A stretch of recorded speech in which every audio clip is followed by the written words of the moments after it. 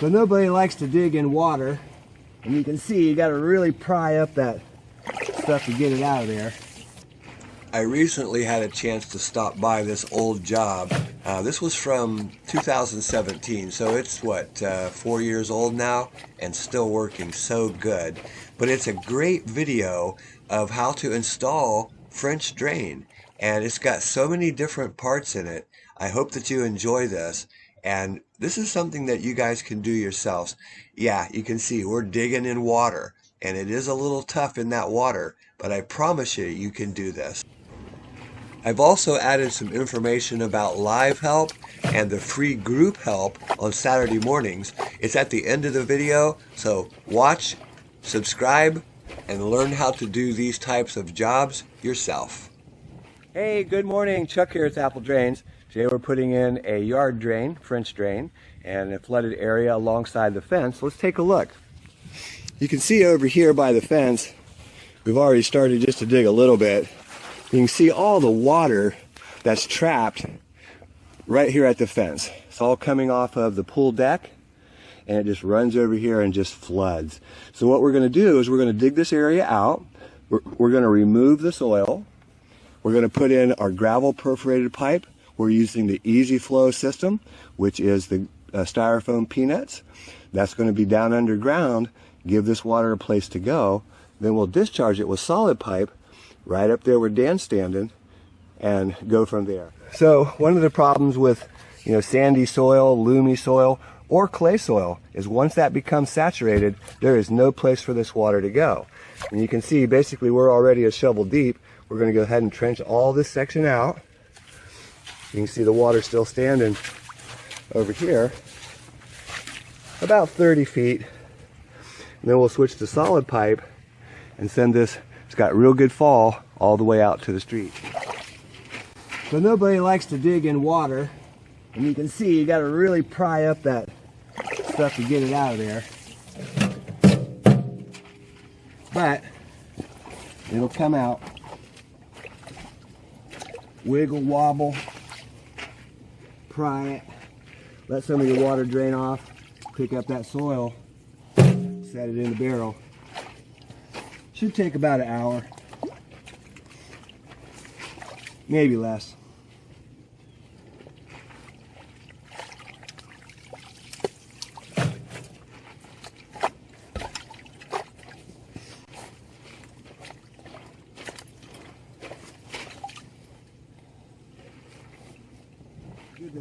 So since there's no sump pump in here, what we had to do in order to get that water out is of course go ahead and trench the line.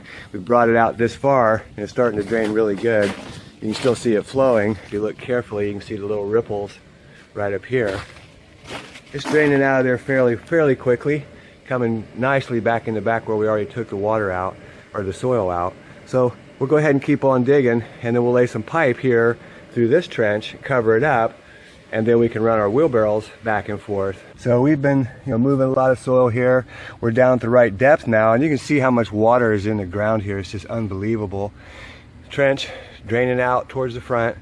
We just need to go a little bit deeper, and then we'll go ahead and lay our pipe in the catch basins, cover this area up, and this area should start to dry. The discharge is out there, and that line is actually going to have to go down about another 6 inches. So for today, we've got some pipe installed. You can see we've kind of backfilled a little bit. We'll remove some of that soil tomorrow. And what we found was a catch basin right here. You can see the lid. And right there in that hole, we actually found a catch basin. We're going to clean that line because we see another basin out there where the cone is, and see if that helps relieve some of this problem. But you can see our easy flow drain where it stops right there. Solid pipe will come from that point and just continue on down. And we're going to discharge it right up there at the sidewalk, hook up a couple downspouts, and we're done. So we went ahead and cleaned from the catch basin, which is actually like a pop-up. It's just the discharge here at the sidewalk. Have a great flow of water coming through now.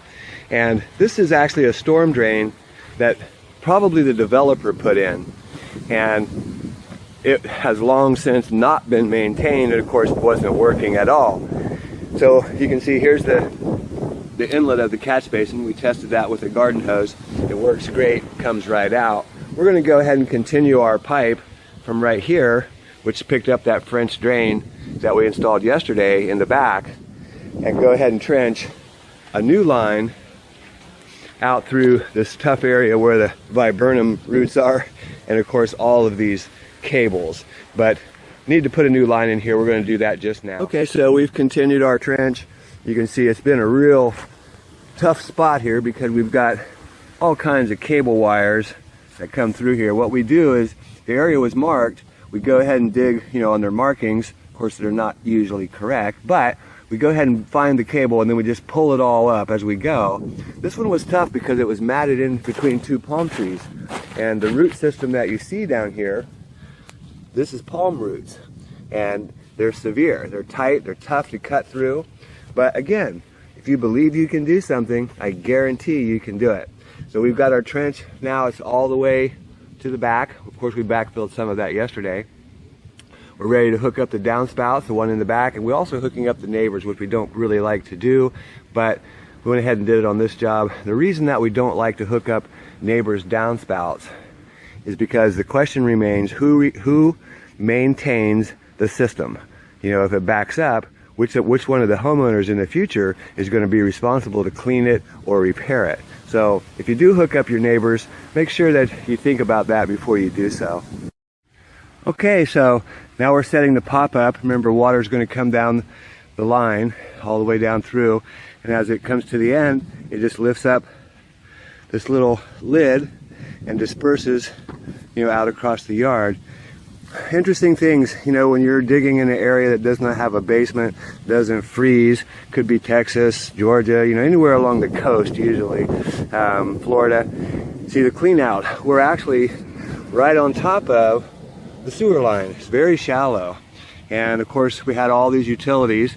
You can see there's actually a caution flag here, and whenever you see a caution flag, of course that means caution, but I think this is actually AT&T's distribution.